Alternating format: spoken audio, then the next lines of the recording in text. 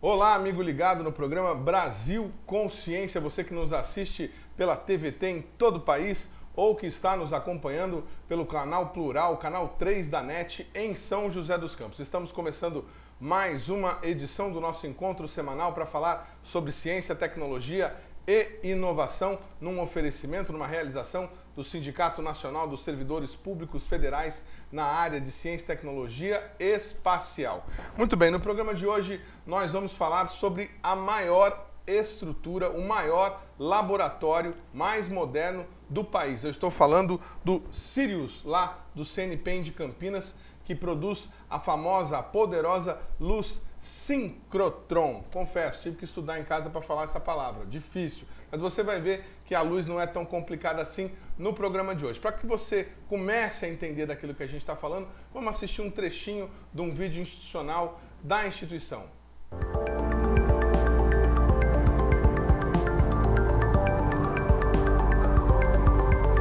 Em Campinas, interior de São Paulo, está sendo construída a maior infraestrutura científica do Brasil, o Sirius. Ele será como um enorme microscópio, que nos permitirá olhar por dentro dos materiais no nível das suas moléculas e átomos, para entender como eles funcionam.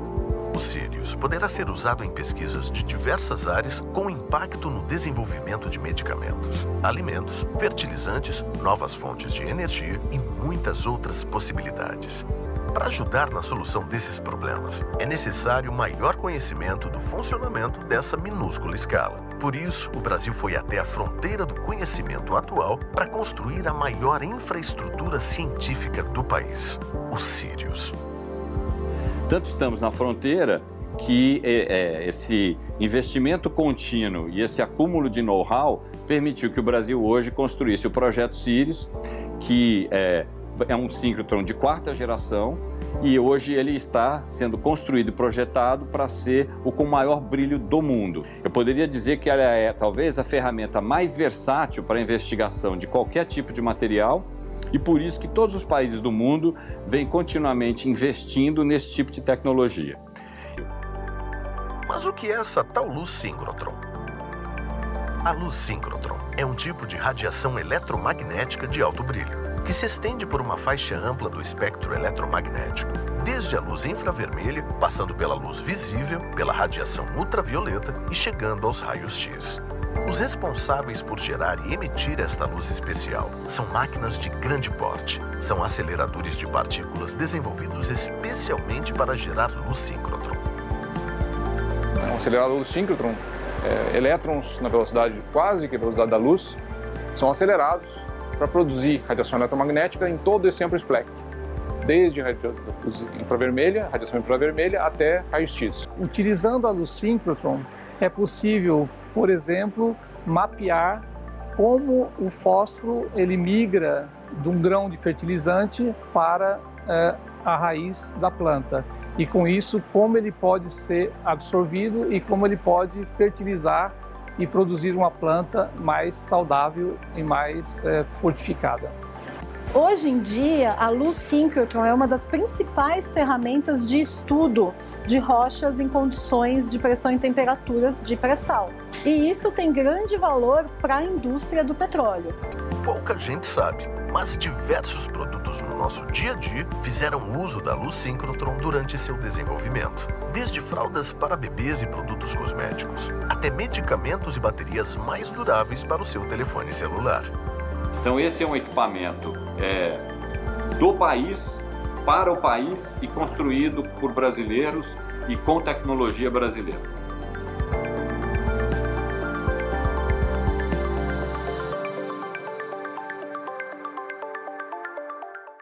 Tá aí belíssimas imagens, produção do próprio CNPEM, o órgão que reúne o síncrotron em mais algumas áreas e que está perto de inaugurar esse grande laboratório. Vocês viram aí na entrevista, no vídeo, o Zé Roque, que também nos atendeu na nossa visita lá em Campinas, dizendo que este laboratório novo, esse gigante que está para ser inaugurado, é resultado de um know-how acumulado. Para falar desse assunto, nós temos aqui dois físicos hoje. O Reinaldo Rosa, que é pesquisador do INPE, já nosso conhecido, e também o Túlio Rocha, físico lá do CNPEM, que veio de Campinas especialmente para nos atender. Túlio, o que é esse know-how, né? Porque o CNPEM não começou a trabalhar com essa luz agora.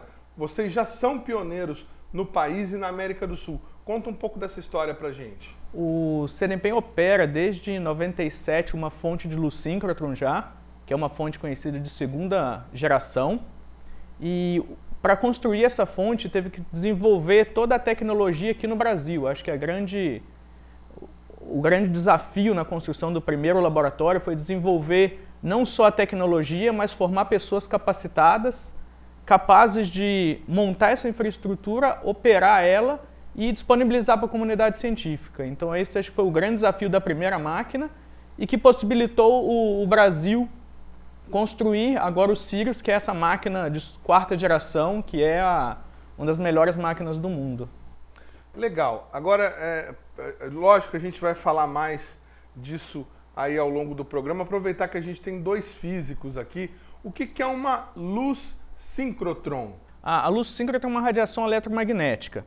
Assim como a luz visível, que a gente vê, tem os lasers e a gente está habituado todo dia. A radiação de micro-ondas que tem nos dispositivos aí de celulares, controles remotos, nosso forno de micro-ondas também é uma outra radiação.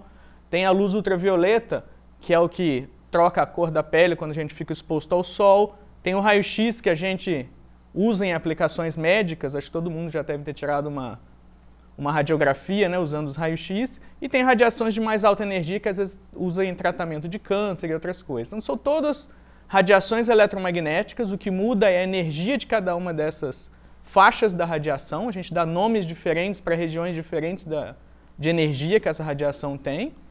E o síncrotron é uma fonte especial porque a mesma fonte produz todas essas radiações. Outras fontes que a gente usa, que é uma lâmpada, um laser, um aparelho de raio-x, uma fonte de raio-x de um hospital, ele produz uma faixa específica.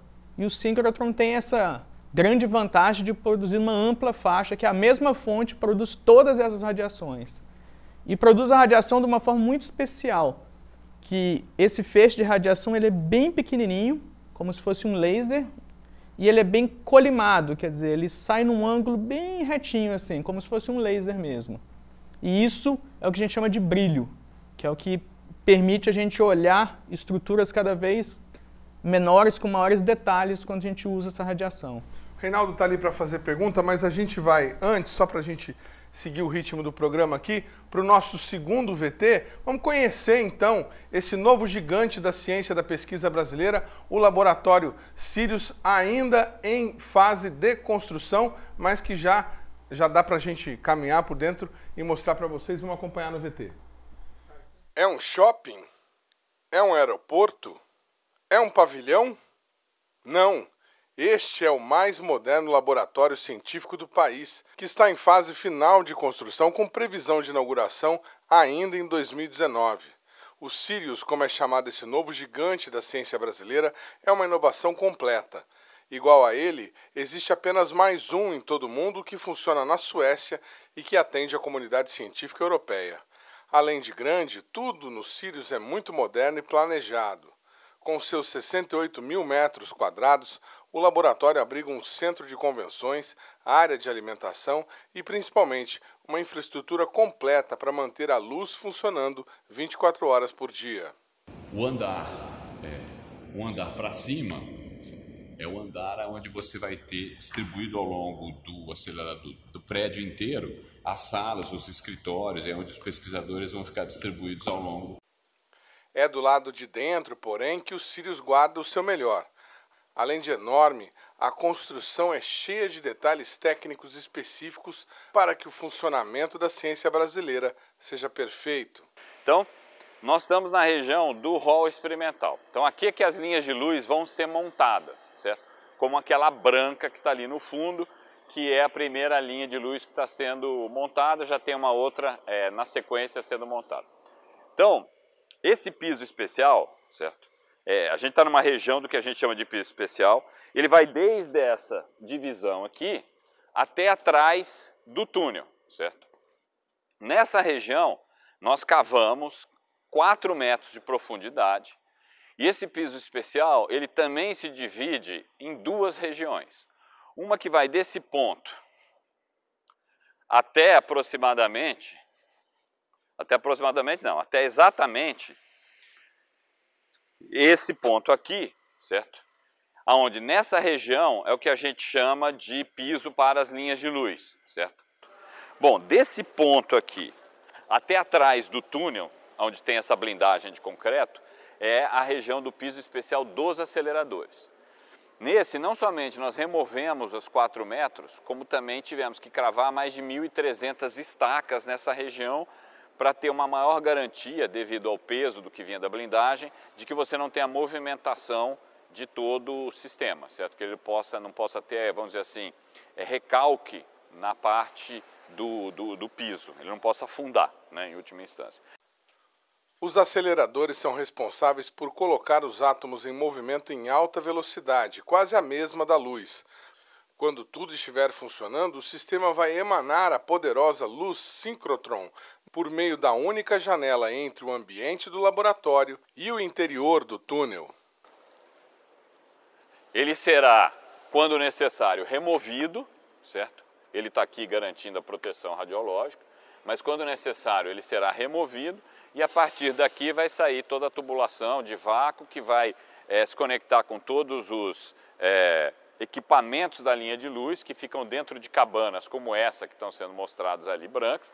As cabanas, que mais parecem naves espaciais, são espécies de oficinas para se trabalhar com a luz. Nela, diversos equipamentos permitem regular e filtrar a luz que irá atravessar as amostras, revelando toda a sua estrutura molecular. E essa é a cabana ótica. Então vejam que essa cabana ótica, ela encosta naquela quina do túnel. E dentro dela vão ter todos os equipamentos que vão receber o feixe saindo do túnel.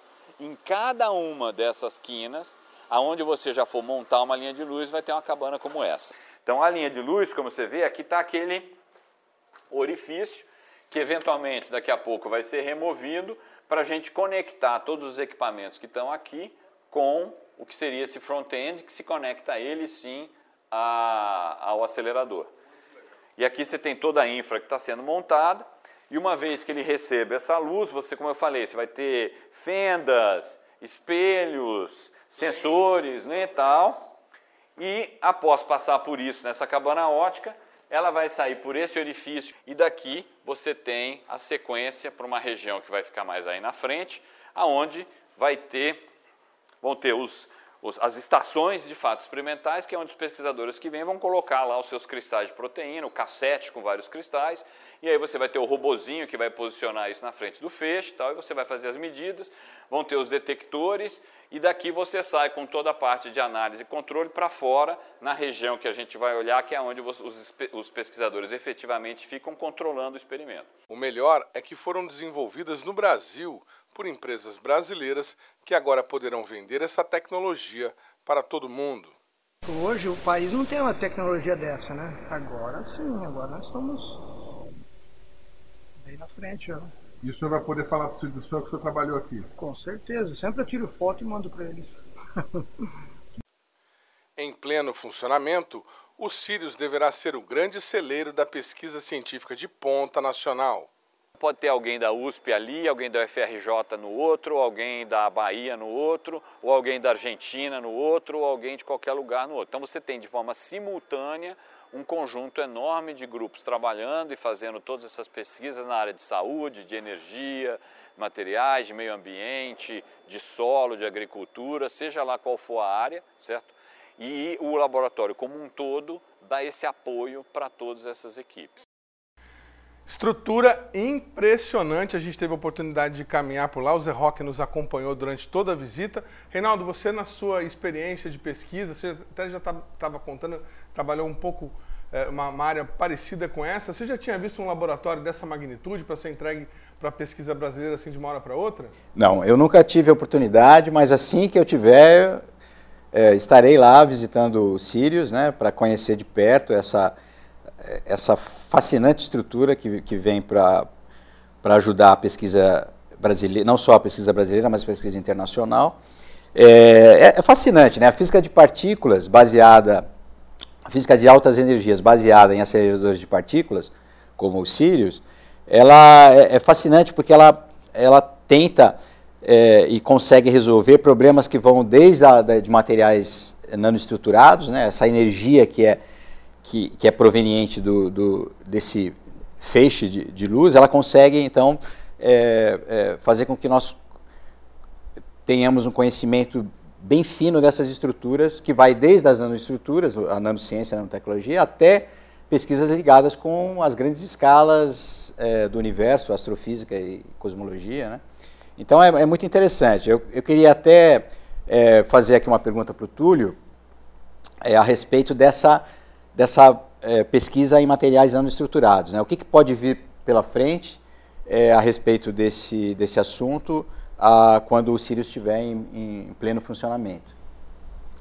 O Sirius, uma das grandes, eu acho que, vantagens que o Sirius vai ter em relação a outros laboratórios equivalentes no mundo é realmente uma aplicação fundamental em materiais nanoestruturados. Uma das estações experimentais, várias delas, que estão sendo projetadas para ter feixes de tamanhos de alguns centenas a dezenas de nanômetros. Então, investigar materiais nanoestruturados que tenha estruturas, né, nessa dimensões de alguns a dezenas de nanômetros é um dos grandes objetivos do Sirius. E usar raio-x para fazer isso é uma coisa bem diferenciada. A gente tem outros microscópios que conseguem fazer isso. Tem um microscópio óptico, microscópio usando elétrons. Tem um microscópio de força atômica. Mas, né, a gente não consegue penetrar dentro da matéria. Sim. A vantagem de fazer isso com raio-x, fazer um microscópio para olhar nano-objetos com raio-x, é o poder de penetração do raio-x, que consegue penetrar dentro da matéria. Então a gente pode olhar dentro dos materiais, ver estruturas nanométricas dentro de materiais e distinguir quais elementos químicos, como eles estão distribuídos, não só para materiais nanoestruturados, mas para matéria orgânica também. Sim. Eu estou comentando isso porque há anos aí eu trabalhei com o problema de reconhecimento de padrões em silício poroso. O silício poroso é fascinante porque ele tem um efeito de fotoluminescência, ele consegue emitir e absorver luz devido à sua porosidade, que é criada artificialmente nele. E isso me fascinava muito, porque no futuro os circuitos, né, eletrônicos que a gente usa nos computadores, em todo material eletrodomésticos, né, vão ser guiados não só pela corrente elétrica, mas também pela luz, né? Então eu fico assim muito ligado nesses problemas, né? Curioso, né, para saber até que ponto essas demandas, né, vão ser contempladas com experimentos no Sirius. Vamos fazer um pequeno glossário aqui para o leigo que está nos assistindo. A palavra nano entrou recentemente na vida das pessoas. Nano, acho que talvez o que me vem à cabeça agora é o nanochip, que é o chip de celular, o menorzinho que entrou agora. Vocês estão falando que num futuro próximo, esses equipamentos eletrônicos, eles não vão estar trabalhando apenas com eletricidade, eles vão estar trabalhando com luz, e com isso eles vão poder ficar menores e mais rápidos, mais eficientes. Também. Também isso. Chips com luz já são uma realidade, a gente já usa bastante coisa em fibra ótica, processamento de informação e transmissão de informação com luz já é uma realidade, só que a gente quer dar o próximo passo de fazer dispositivos equivalentes a dispositivos eletrônicos, que a gente faz um computador, um transistor, fazer isso com luz. Então essa é uma das grandes áreas de pesquisa da atualidade, e a nanotecnologia é uma das coisas que permitem fazer isso. Um dos grandes desafios era fazer coisas pequenas para trabalhar com luz. Então, materiais nanométricos modernos conseguem ter essa função de fazer coisas pequenas, cada vez menores, né? O desafio que a gente tem de miniaturização dos componentes eletrônicos e principalmente desses componentes que a gente chama de fotônicos, que trabalham com luz. A gente volta no próximo intervalo, depois do intervalo, para tentar explicar melhor. Lá eu ouvi as expressões nanômetros e diversas outras de escalas cada vez menor para observar materiais. É um instante só, não saia daí, a gente fala mais do Sirius e mais do CNPEM depois do intervalo. A gente já volta.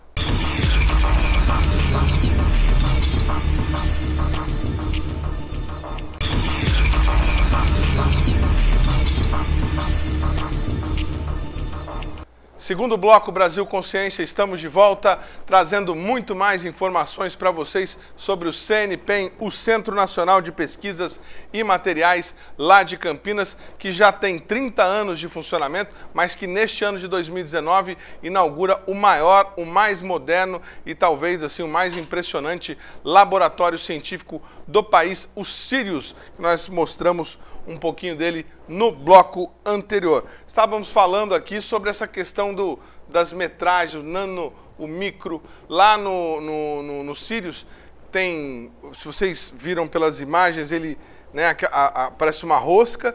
Em algum momento ele tem ali algumas saídas, né? Uma menorzinha, uma um pouco maior, uma um pouco maior. Aquilo, pelo que o Zé Roque estava nos explicando, são corredores em que você vai aumentar a distância da onde sai a luz para onde vai estar o foco da amostra do pesquisador, de maneira a diminuir ou aumentar esse foco para tamanhos reduzidíssimos. O que seria a partir do que vocês consideram que o material é um nanomaterial? O que seria um micromaterial, um nanomaterial? Bem, vamos falar um pouquinho de escala. Ótimo. A gente está acostumado com as distâncias do nosso dia a dia, são metros, às vezes centímetros, né? Quilômetros. Algumas pessoas milímetros ou quilômetros. Não, quilômetros são 1000 metros. Milímetro é quando você pega o metro e divide em 1000 vezes, você pega uma parte desse. O milímetro, acho que está todo mundo acostumado aí. Um micrômetro, seria pegar 1 milímetro, dividir em 1000 vezes e pegar essa partezinha pequena. Menos de um fio de cabelo. Menos de um fio de cabelo. Um fio de cabelo tem cerca de centenas de micrômetros. Um micrômetro é a dimensão de uma célula. Então, se a gente pega um pedaço do nosso tecido ou do cabelo, você chega no nível da célula, isso tem dimensões típicas de 1 micrômetro.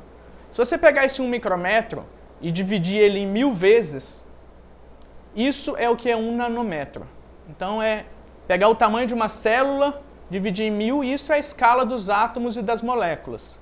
Bom, as moléculas que estão no núcleo da célula, o DNA, tem cerca de 10 a 100 nanômetros, as estruturas bem pequenas no núcleo da célula. Então, dá para pegar uma mitocôndria e imprimir ele na parede. Assim, isso, a mitocôndria tem centenas de nanômetros. Ainda é grande. Ainda é relativamente grande. Então, e o Sirius é uma ferramenta para estudar o que a gente chama da estrutura da matéria em todas essas escalas. Não só da escala dos átomos e das moléculas, mas das nanopartículas, dos nanoobjetos, que são temas da pesquisa atual, mas também organelas celulares, de microns até milímetros. Então, todas essas escalas a gente vai poder estudar com o Sirius. Estamos falando de escalas, né? Escalas mínimas. Vamos mudar de escala mínima um pouquinho e falar de escala grande, né? Nós mostramos no bloco anterior o Sirius por dentro. Rapidamente, só para você entender a dimensão do que é esse laboratório, esse tamanho todo de laboratório, vou mostrar para vocês rapidinho a time-lapse gravada pelo pessoal do CNPEM de toda a fase de obras. Acompanhe.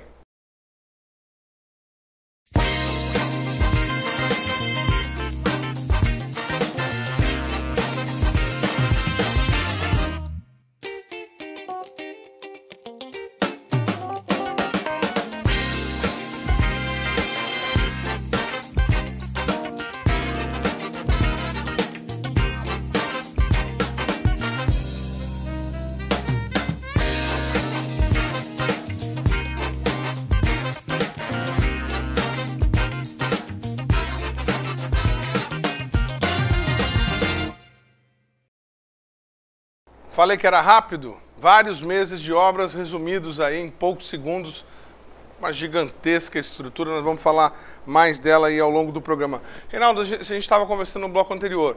Que tipo de aplicação essa tecnologia poderia ter, por exemplo, no teu campo de pesquisa, pesquisar lá a astrofísica? Bom, então, na verdade, é a pergunta que eu tenho para fazer para o Túlio, né? Porque, como eu estava conversando com ele antes de a gente começar o programa, eu sei que a comunidade dos astrofísicos, de quem faz cosmologia, tem uma demanda muito grande na parte de física de partículas de altas energias, né? Porque hoje o modelo cosmológico padrão, além de ir até as origens do universo, onde a gente tinha uma sopa um plasma de quarks e gluons, né? Então hoje tudo que está ligado às altas energias de física de partículas passa a ser assunto também de interesse da astrofísica e cosmologia. Então eu gostaria que o Túlio comentasse sobre essas demandas da classe astrofísica e dos cosmólogos, né, para o futuro, para as futuras pesquisas nessa área que o Sirius poderá contemplar. O que os astrofísicos estão levando lá para o Sirius para pesquisar? Tem uma área de pesquisa que é bem da astrofísica, acho que uma interseção entre a astrofísica, química e biologia, que é procurar por indícios de vida fora da Terra. Então é uma pesquisa recente. Então, exobiologia, né? A exobiologia. A exobiologia e a astrobiologia. Então, uma das coisas como a gente busca evidências de que existe vida em outros planetas, em outros lugares, por exemplo, essa sonda que foi para Marte agora, essa sonda está com vários equipamentos, ela tem vários equipamentos para sondar o solo e os minerais de Marte, e uma das coisas vamos buscar evidências da vida pré-histórica e do início da vida aqui na Terra, vamos estudar, que esse é o maior laboratório que a gente tem sobre a origem da vida, para depois ver como são essas evidências e buscar investigar isso fora. Então, tem uma pesquisa muito dessa paleontologia, paleobiologia, de procurar pelos primeiros indícios da vida aqui na Terra, às vezes em ambientes super extremos, em vulcões, em lagos congelados, em ambientes que a gente consideraria totalmente improváveis para a vida. Então as pessoas usam as ferramentas do síncrotron para estudar essas evidências da vida e aplicar esses modelos depois para sistemas fora da Terra, que são essas amostras que a gente tem. Que são, na verdade, extremófilos, né? Isso, esses organismos extremófilos. Organismos que resistem às altas temperaturas. Exatamente. E condições extremas de ambiente, né? Mas no Sirius atual, desculpa ele interromper, no Sirius em Campinas, tem alguma pesquisa nesse sentido acontecendo nesse momento? Tem um pesquisador chamado Douglas Galante, ele é um especialista nessa área. Olha que interessante. Então ele faz uma pesquisa ativa nessa área de vida pré-histórica e vida em ambientes fora da Terra. Mas seria o quê? Analisar, mediante o espectro da luz síncrotron, o fóssil? O estudo de fósseis é uma coisa bastante ativa, para usar a luz síncrotron, porque é uma ferramenta não destrutiva. Fósseis geralmente são coisas muito raras, principalmente um fóssil muito importante, então você consegue ver os detalhes microscópicos de dentro do fóssil sem destruir ele. E fósseis extremamente pequenos, fósseis de bactérias. A gente não está vendo um fóssil do dinossauro, mas está vendo um fóssil de uma bactéria. Ou eles procuram fósseis, por exemplo, evidências da molécula que a bactéria deixou no solo. Que talvez isso é o que a gente vai encontrar de evidências na vida no material, por exemplo, que venha de Marte. Então eles já estão antecipando a pesquisa para procurar esses indícios, moléculas e coisas que seriam criadas somente por organismos vivos. Meteorito cai aqui. Meteorito cai, a gente consegue analisar, por exemplo. Nossa, que coisa interessante. Nós fizemos, o programa anterior era sobre dinossauros, sobre paleontologia, e o Instituto Renato Acher, também de Campinas, vizinho lá de vocês, mostrou um trabalho interessantíssimo que para refazer o espécime, ao invés de pegar a rocha, escavar a rocha lá com aquelas técnicas dos paleontólogos, eles fazem uma tomografia da rocha, aí identifica todo o contorno do animal e diante daquela tomografia faz uma modelagem em 3D e remonta o dinossauro. Você vê, fantástico, né? A pesquisa brasileira cada vez demonstrando aí sua capacidade. Nós estamos falando de aplicações, vamos ver um pupurri daquilo, de um pouquinho que pode ser feito dentro do laboratório Sirius, está sendo feito atualmente no outro laboratório que já existe no CNPEM, mas que poderá ser ampliado ainda mais com o novo laboratório Sirius, que deve ser inaugurado ainda este ano. Acompanhe. Eu me chamo Samara Testoni, eu sou engenheira agrônoma, tenho mestrado em ciência do solo e atualmente estou desenvolvendo doutorado também em ciência do solo. Bueno, hola, mi nombre es Judith Rodríguez. Yo soy una investigadora de la Universidad Nacional de Córdoba, en Argentina. Meu nome é Mário, eu sou professor na Universidade Federal de Sergipe. Eu sou físico, trabalho com propriedades de materiais. Meu nome é Juliane, eu sou pesquisadora pós-doutora do Centro de Energia Nuclear na Agricultura da Universidade de São Paulo. Este trabalho de doutorado, ele está voltado para o estudo dos solos na área forense. E a minha principal linha de pesquisa é entender como as plantas interagem com os micro-organismos e com o meio ambiente à sua volta. Para realizar una investigación cuyo objetivo es la localización e identificación de plomo y elementos asociados a este en diferentes cultivares de soja con diferente capacidad de acumulación del metal tóxico. Nós estamos coletando amostras de solo em algumas cenas de crime, junto com a Polícia Federal, em parceria com a Universidade Federal do Paraná, em Curitiba. E nós estamos levando essas amostras de solo para o laboratório para poderem ser analisadas e nos dar as informações necessárias. As plantas, elas retiram os nutrientes do solo a partir do sistema radicular. E a interface entre a raiz e o solo é o que a gente chama, é uma micro-região que a gente chama de rizosfera. O que nós estamos fazendo aqui é exatamente medindo como é que um importante macronutriente para a planta, que é o fósforo, é um dos nutrientes mais importantes para a planta, como é que esse fósforo está, em qual espécie química que esse fósforo se encontra na rizosfera. Por lo tanto, un objetivo futuro de este estudio, a través de la localización e identificación de los elementos, es poder identificar los elementos que me permitan ver cuál de los cultivares presenta menor acumulación del elemento tóxico para poder a futuro seleccionarlo y lograr un alimento seguro. O que nos traz ao Laboratório Nacional de Luz Síncrotron hoje é um trabalho de pesquisa relacionado com materiais para aplicações em energias alternativas. Nós acreditamos que esse trabalho está sendo bastante promissor, porque os resultados que nós obtivemos até o momento foram capazes de discriminar as amostras oriundas de diferentes locais e também agrupar aquelas vindas de locais similares. A ideia é você absorver a luz solar, né? O Sol como uma principal fonte de energia que incide sobre o planeta, converter a luz solar em energia elétrica, né? Que pode ser utilizada para diversas coisas na indústria, nos nossos lares e assim por diante.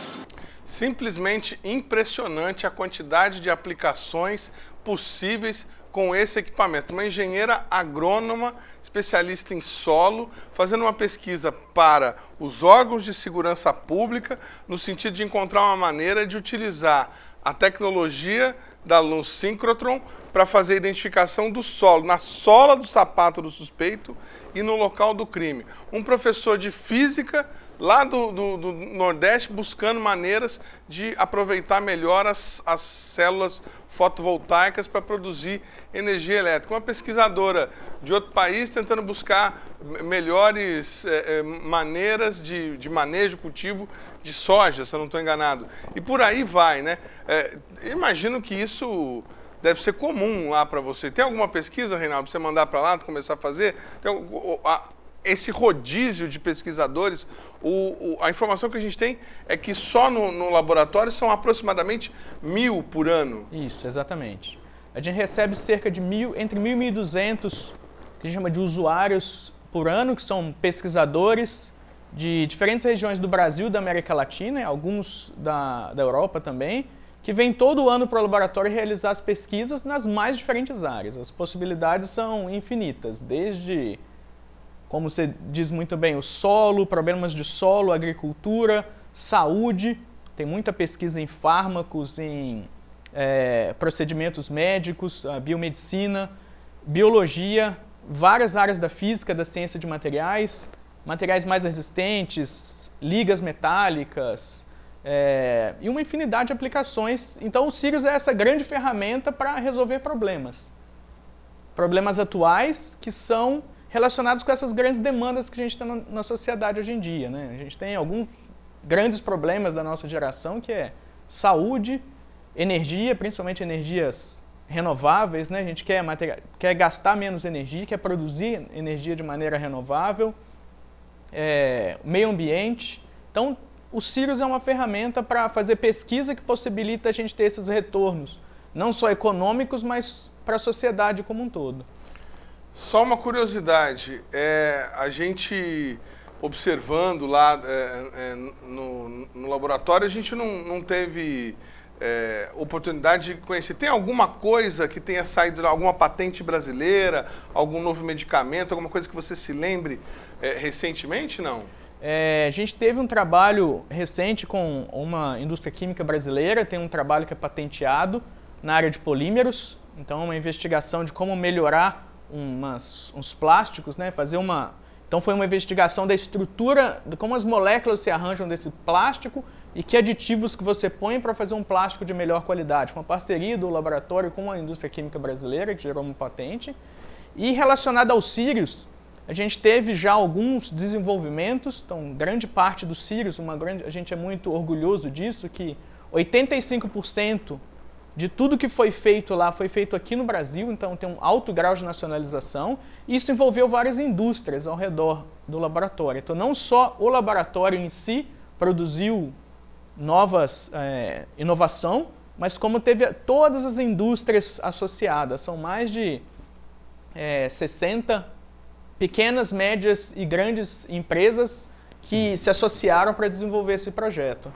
Reinaldo vai fazer pergunta? Eu queria te perguntar, curiosidade, porque nos grandes observatórios em astrofísica e cosmologia, nós temos uma logística de como distribuir o tempo para os projetos, né, as demandas dos pesquisadores, né? Sim. Eu queria perguntar lá no laboratório de acelerador de partículas, né, como que funciona essa logística de contemplar as demandas, e se com o Sirius isso vai aumentar, né, vai continuar na média muito parecido como era o acelerador antigo.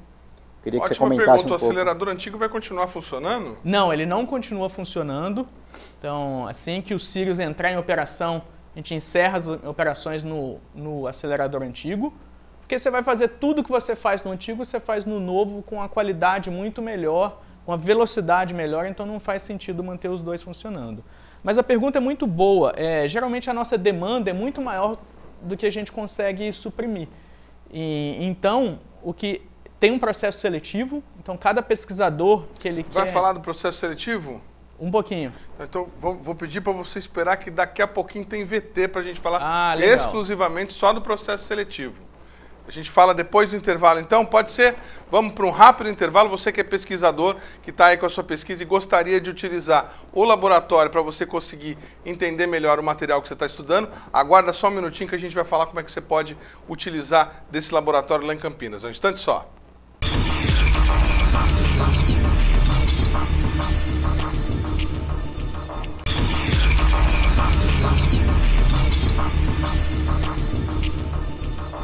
Terceiro bloco, Brasil Consciência de volta com muita informação para você. Hoje falando do Sirius, o novo laboratório de luz sincrotron. Isso aí é em casa para falar, hein? Novo laboratório de luz sincrotron lá de Campinas, que é aí o grande celeiro da pesquisa nacional, promessa de ser o grande celeiro da pesquisa de ponta nacional nos próximos anos. Bom, a gente falava no bloco anterior sobre a questão das demandas, né, dos pesquisadores para utilizar o laboratório e também sobre a questão do acesso. Sobre as demandas, o nosso convidado vai explicar agora para a gente como é que é Tem muita gente buscando utilizar o laboratório? A gente tem uma demanda relativamente alta, por exemplo, para cada 3 ou 4 pessoas que tentam usar, uma apenas é contemplada. E a gente tem uma máquina que não é tão competitiva comparada às máquinas ao redor do mundo. E a gente espera que essa demanda aumente muito com o Sirius, que vai ser entre as melhores máquinas do mundo. Então, não só a demanda de pesquisadores e professores do Brasil, mas também da América Latina e do mundo.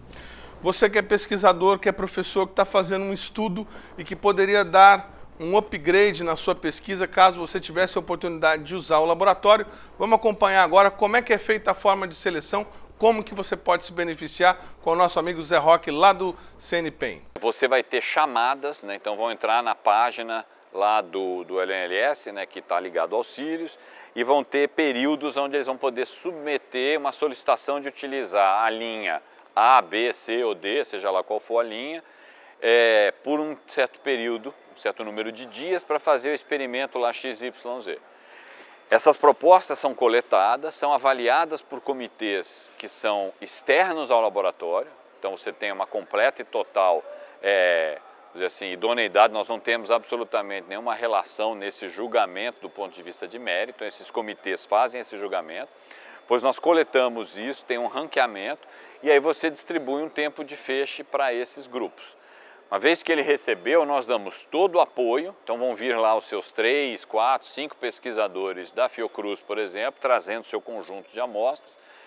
Eles vêm, vão chegar aqui, já vamos estar com os nossos pesquisadores, faz parte do trabalho deles, sabendo que aquele pessoal vem, deixar tudo arrumado, nós damos daí o suporte técnico, o suporte para os experimentos serem otimizados, eles chegam, colocam, fazem as coisas, tá? Aí a gente ajuda durante todo esse processo.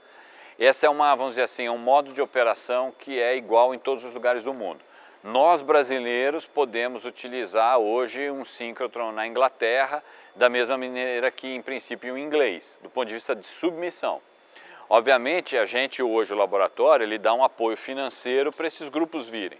Se alguém da Fiocruz quiser vir, nós vamos dar um apoio também financeiro para que eles possam ter condições de se deslocar, ficar aqui e tal. Faz parte do que é o entendimento que o Ministério da Ciência e Tecnologia tem de apoio ao sistema brasileiro. Isso não é feito, obviamente, com os pesquisadores de fora. Então, da mesma maneira, eu posso submeter para utilizar um síncrotron na Inglaterra ou na Suécia, vou fazer parte lá da avaliação, mas eles não vão me dar o apoio financeiro para eu ir daqui até a Suécia, como eu não vou dar um apoio financeiro para alguém vir da Suécia até aqui. Esses são equipamentos bastante singulares. Por exemplo, o Brasil, a América Latina inteira tem um, né? A Inglaterra tem um. Então, os países entenderam a importância de você ter ferramentas como essa, porque elas podem dar respostas únicas para uma série de perguntas científicas. Então, entende-se que o avanço mundial do conhecimento, certo, depende de você, de alguma forma, garantir o acesso a equipamentos como esse, certo? Então, a sociedade como um todo está ganhando com esse avanço do conhecimento. Obviamente, a hora que você entra em algo que sai desse universo de ciência mais básica e vai para um universo agora de indústrias, de aplicação, elas pagam, certo? Então, o sistema, ele gera, do ponto de vista em que a sociedade está de alguma forma pagando, se essas pesquisas forem ser publicadas, se elas forem ser disponibilizadas, se aquilo está avançando de alguma forma um conhecimento, coletivamente. Se agora uma empresa, certo, tem interesse em fazer uma pesquisa, aí o modo de acesso e de utilização é outro. Aí ela não quer entrar nessa competitividade, ela vai ter que pegar e pagar para utilizar. Para você que gosta de comparar o Brasil depreciativamente com outros países, olha só que beleza, laboratório de ponta, só tem um funcionando no mundo, e o pesquisador que tiver uma boa ideia, uma pesquisa relevante para a ciência brasileira e que se inscreva, ainda recebe, o laboratório paga, não é isso, Túlio? Isso hospedagem... mesmo. Transporte e alimentação. Hospedagem, transporte e alimentação, para todo mundo da equipe. Toda a equipe dele. Essas equipes normalmente são o quê? Professor, aluno? O professor, talvez alguns professores associados que trabalham no mesmo projeto e uma equipe de alunos. Muitas vezes a pessoa passa de 2 dias a 1 semana trabalhando no laboratório, são 24 horas, por dia, então vai uma equipe para fazer esses experimentos. Esse tempo é definido por vocês ou pela equipe? Eles falam, a gente precisa de... Um pouco das duas coisas, depende um pouco do tipo de experimento, do tipo de aplicação que o pesquisador quer, ele propõe um tempo, a gente readequa e faz uma distribuição de todo o tempo para vários pesquisadores. Reinaldo, tem pergunta? Eu gostaria que o Túlio fizesse aí um paralelo, principalmente para os jovens que acompanham as notícias de divulgação científica em física de altas energias, entre o Sirius e, por exemplo, o LHC, o grande colisor de hadrons que foi responsável pela descoberta do bóson de Higgs, né, que tem a ver com o modelo padrão da física de partículas, né? Então que ele fizesse um paralelo, até para me esclarecer também, eu tenho essa curiosidade. Então. Claro. A gente tem algumas diferenças. Os dois laboratórios operam grandes aceleradores de partículas. Você acelera essas partículas em velocidades, energias muito altas. A grande diferença é que o LHC é um acelerador colisor. Então você pega essas partículas, fazem elas colidir, e você quer estudar a física de partículas subatômicas, a física de alta energia, que é um modelo que descreve como os constituintes básicos da matéria, quais são eles, né? Você vai dividindo, divide, quais são os constituintes básicos do universo. O síncrotron é também um acelerador de partículas, mas a gente usa ele como fonte de radiação. Ele é uma lâmpada sofisticada, que ele produz a luz síncrotron. Então as partículas lá não estão colidindo, elas têm que ficar paradas lá o máximo de tempo possível, produzindo a radiação, e a gente usa a radiação para investigar a matéria. E aí investigar desde a matéria orgânica, inorgânica, coisas pequenas a coisa muito grande. Esse poder de síntese seu agora foi demais, é uma lâmpada sofisticada, né? Nós estamos falando de uma estrutura de quantos mil metros quadrados? Enorme, gigantesco, 500 mil metros quadrados, lá, uma área de terreno enorme. Para quem está em casa e que não entende nada de ciência, o átomo no acelerador de vocês, os elétrons estão viajando lá dentro daquele túnel, né? Vamos lá, a gente produz esses elétrons, um canhão de elétrons, ele é acelerado num acelerador linear, a gente transfere para um acelerador um pouco menor, e ele vai para esse acelerador grande, que é um acelerador de armazenamento de elétrons. Então são as 4 estruturas aceleradoras que compõem esse acelerador. E nesse acelerador ele fica viajando lá a velocidades muito próximas à da luz, e cada vez que ele muda a trajetória, quando ele faz uma curva ou quando ele chacoalha, ele produz a luz síncrotron, que é o que a gente usa. Então o acelerador é uma fonte de radiação. E ela escapa em tangente, e ela sai na tangente, a gente tem umas estruturas para coletar essa radiação, condicionar, selecionar a energia e jogar num ponto onde o usuário vai colocar a amostra dele e fazer os experimentos que ele quer. Então, assim, em um acelerador desse, você pode ter 50 estações experimentais operando ao mesmo tempo, com 50 experimentos das mais diferentes áreas. Qual é o custo do Sirius operando, digamos, em plena carga aí de pesquisa, quando ele estiver no auge aí do uso? Qual é o custo energético disso, equivalente a quê? Bom, a energia que a gente usa, que sai na forma de raio-x que a gente usa para investigar a matéria, ela foi gerada pelos elétrons, e a aceleração do elétron tem um custo de energia, que é a energia elétrica. A principal entrada no laboratório é energia elétrica, e só para ter uma ideia, o equivalente de operação do Sirius é um custo, é a utilização de energia mais ou menos numa cidade de 20 mil habitantes.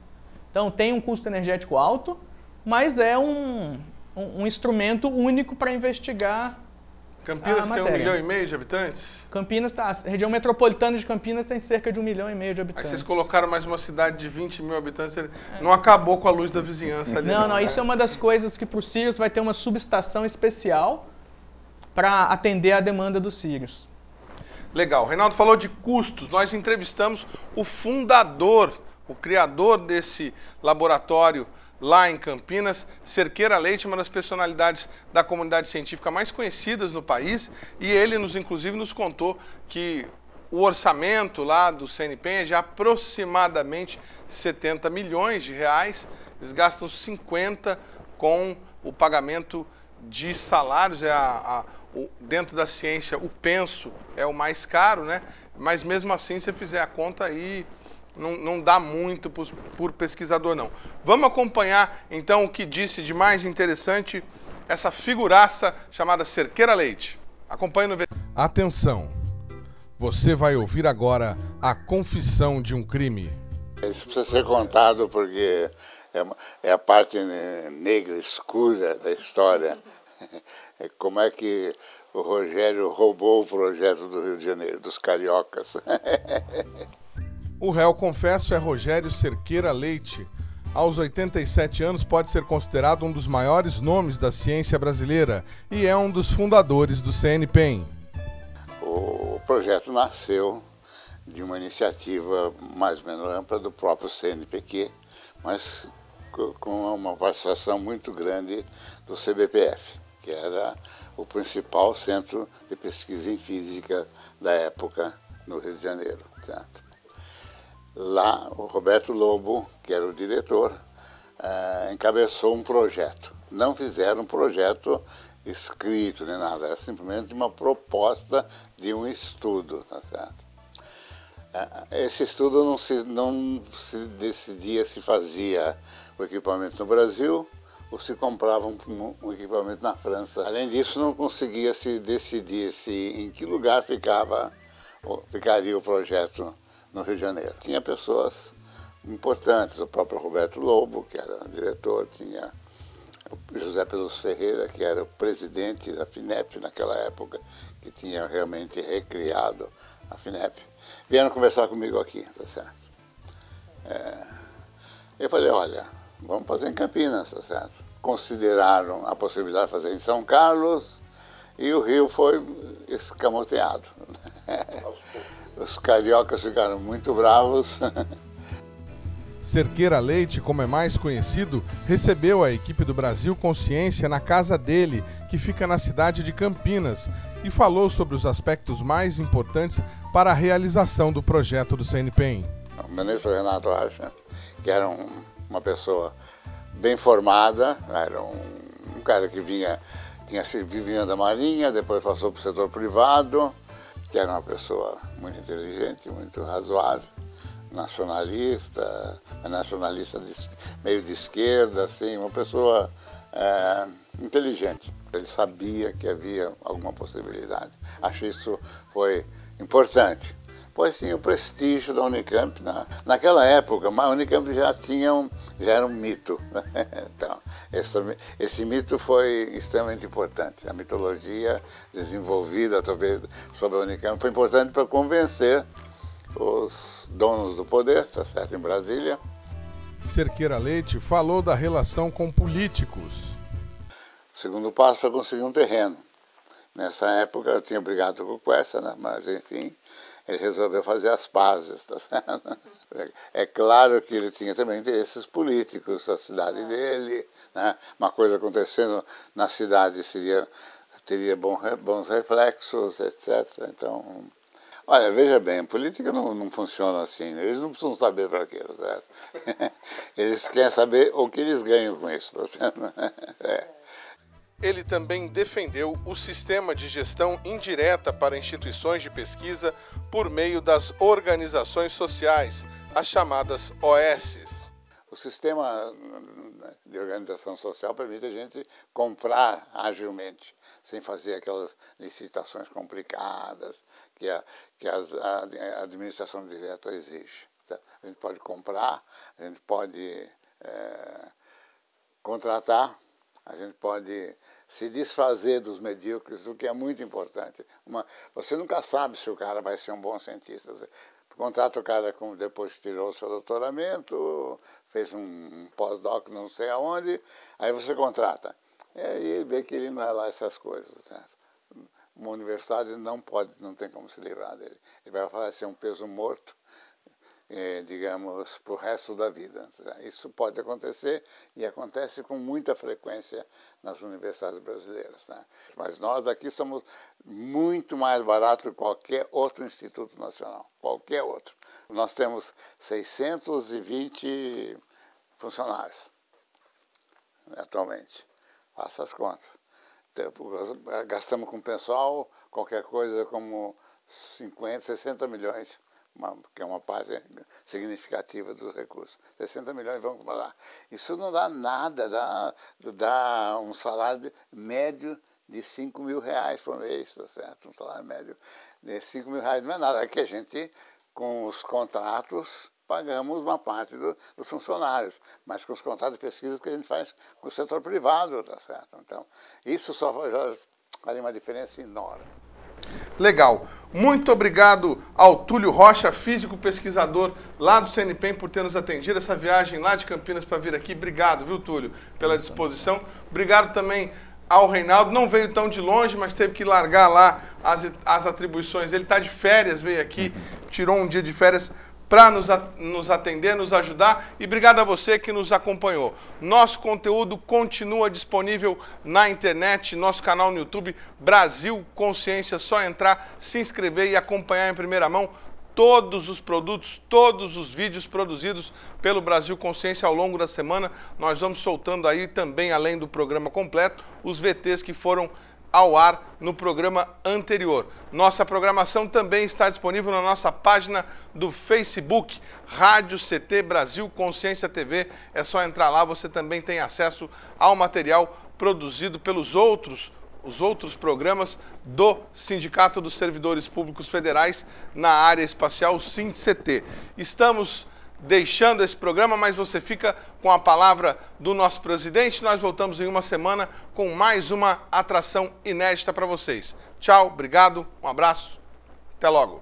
A visão que o SINCT tem sobre a composição dos serviços públicos através de contratos de gestão administrados por organizações sociais, nós entendemos que não é um modelo adequado para todo o serviço público. E a nossa principal argumentação diz respeito à fragilidade desse sistema quanto à constituição de um ambiente temático. Por exemplo, o INPE tem 3 cursos de pós-graduação que são têm as melhores avaliações da CAPES.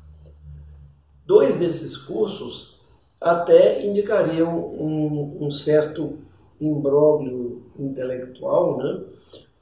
Porque só existe razão, ambientação que justifique a existência desses cursos no INPE. E o que a gente percebe é que hoje, com o envelhecimento dos recursos humanos e as aposentadorias num ritmo muito acelerado, tem causado a perda desses ambientes, dessas capacitações, desfigurando as identidades das instituições e as suas vocações. Por exemplo, um pesquisador notório na sua área de atuação, sem ter a quem deixar a sua herança tecnológica na sua aposentadoria, ele pode, através de um contrato de gestão gerido por uma organização social como essa, ser contratado para desenvolvimento de um dado projeto. Ao final desse projeto, ele retornaria à aposentadoria. Ora, é fácil entender que essa capacitação ela vai deixar de existir. Então, é uma questão que é muito delicada. Eu mesmo participei de um treinamento numa base aérea americana de pesquisa tecnológica voltada ao setor aeroespacial, que era gerido por uma OS há mais de 30 anos. Mas ali existia também uma outra questão que é muito questionável sobre as OS. Quem é o mantenedor dela? No caso das organizações sociais brasileiras, dificilmente a gente vai encontrar um exemplo de uma organização social que seja autossustentável. O sustento delas vem da mesma fonte de financiamento dos órgãos públicos, dos institutos públicos de pesquisa. E então imagine que essa situação, uma situação em que todos os institutos públicos de pesquisa se tornassem organização social. Nós passaríamos a ter o mesmo problema de financiamento que hoje acomete essas instituições, e, inclusive, a enorme barreira de autorização e realização de concursos públicos e recomposição dos quadros que hoje estão seriamente comprometidos pelas aposentadorias. Acho que existem hoje essas organizações sociais, muitas delas contam com a competência do nosso reconhecido cientista Rogério Cerqueira Leite, que é uma questão fortemente favorável a que esse empreendimento, essa empreitada, siga tendo os benefícios do reconhecimento do governo, de nunca faltar verbas e tudo mais.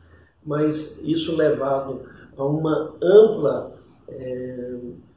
constituição de todos os institutos públicos como organização social, teria uma grande dificuldade de financiamento.